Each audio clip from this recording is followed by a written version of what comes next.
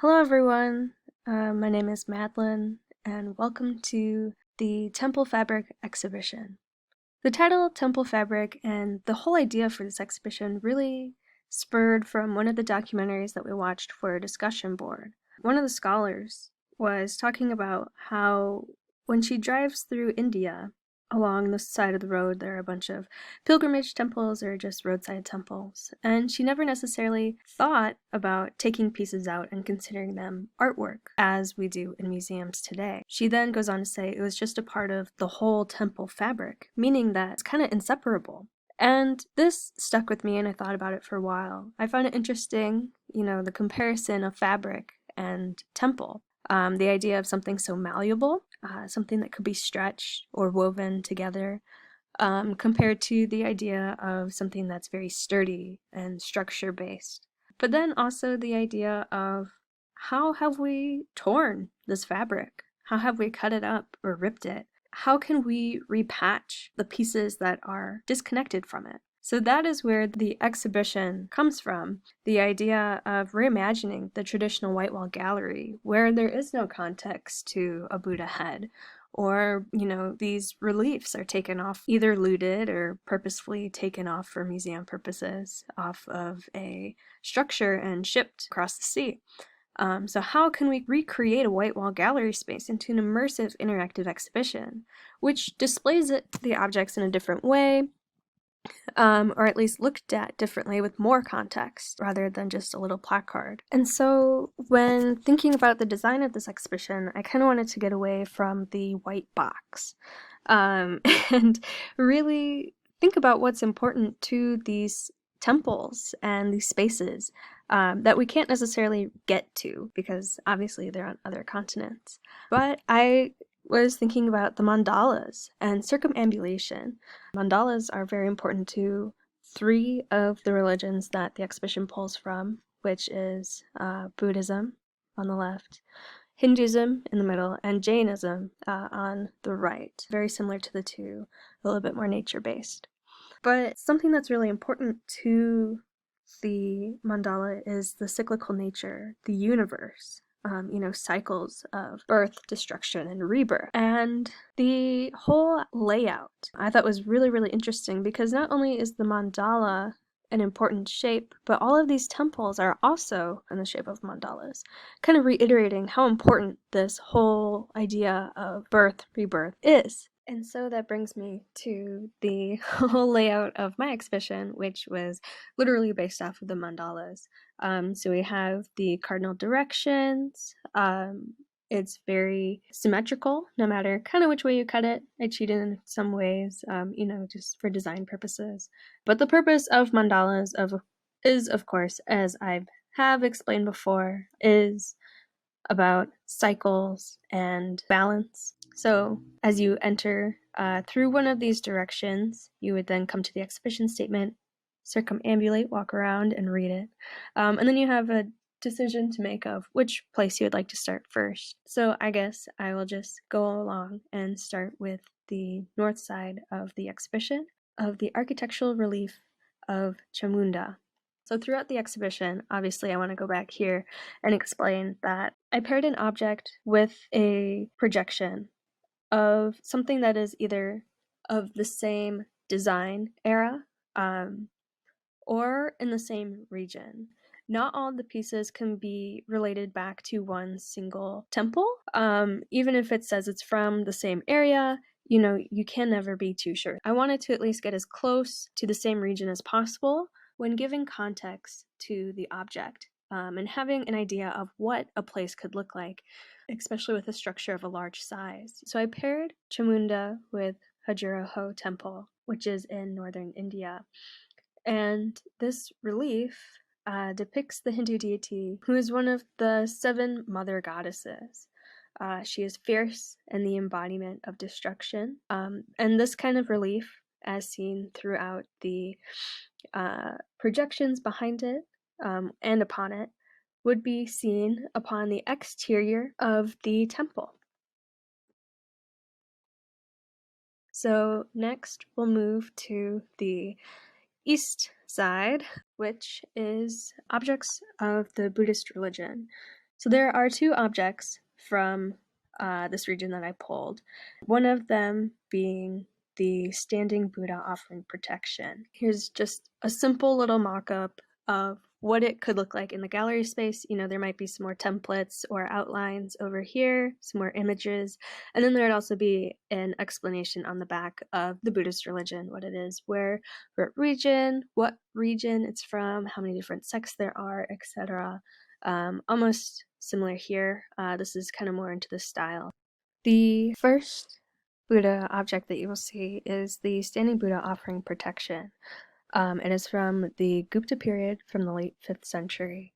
It is made of red sandstone, and this would have been standing either outside of the temple as you circumambulate, either before you enter or along a roadside, granting travelers protection with its mudras, which are obviously not visible because the hands are broken off.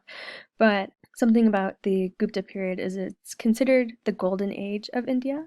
It can be seen within the Ajanta caves, which we will see later on. And so here in this gallery space, you can walk around it, and then it kind of grants you protection as you walk into the next space. So in the next space, you come upon this Borobudur Buddha head.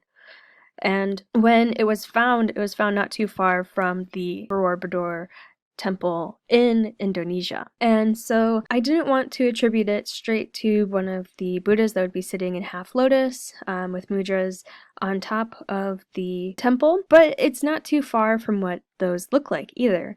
But because it's essentially decapitated and was found near, I didn't want to say that's what it was. Obviously, I did not want to make any false statements. So here we have a replica of a stupa or a reliquary on top of the temple that would be life-size and have the projections behind it as well. I wanted also to make it clear that where the projections are on the wall, that wall would be textured as to whatever material that temple would be made out of. So if you actually go up to the wall and you feel it, you could feel, maybe it's made of sandstone, you could feel that graininess of what a temple wall could feel like. And so here we have a replica of a stupa or reliquary from the top of the Borobudur temple, alongside the figurehead loaned from the British Museum. And next we'll move on to a Hindu relic, the emblem of the god Shiva, which is a linga. This is from the Angkor period, which was from the 10th to 13th century. From Cambodia.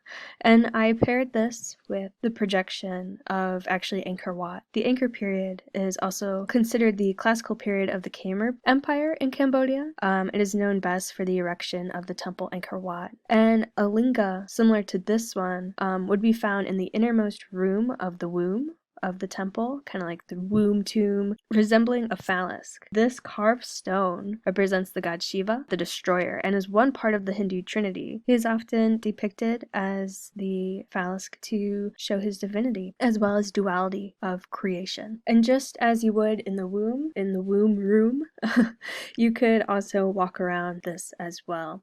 So as we keep going, we will move on to the last section, which is the west part of the mandala, and this is the Jain Siddha Bahubali entwined with forest vine from the late 6th, 7th century, made out of copper alloy. And then here are 4 photographs of the Indian Allura and Ajanta caves, the hill stations that they have there, most likely from the mid to late 19th century to early 20th century. These two are paired together because this little votive piece here may not necessarily be from directly a temple, though we cannot be sure. It might have been inside of a temple or a household item, mini votive piece. It is still connected to the images of the Allura and Ajanta caves, which Ajanta was mentioned before. But the Allura cave is number 32 of, over like 1,500 carved caves into rock in India. But cave 32 was first believed to be a Hindu cave.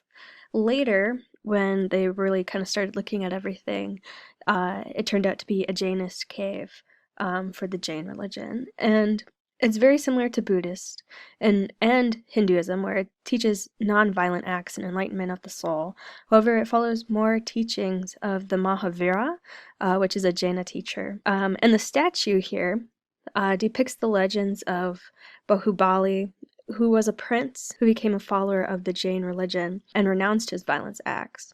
And it is said that he meditated until he reached moksha, which is enlightenment, and the vines grew onto his body, making him one with nature, surrounding him. And Cave 32, there is this giant carving of Bahubali, which might be similar to the size of this one, but these are also important images to kind of see how the temples have been timeless. And we're able to bring those things here through the projection work of new technology. So here's what you would see if you go into the room behind it. This is projection of Temple 32 of the Allura Cave.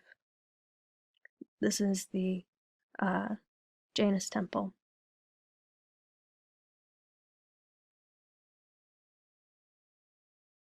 So again, like before, the wall would be the projection wall would have the texture of the rock that it was cut from. We are now looking out at the exterior from an elevated space.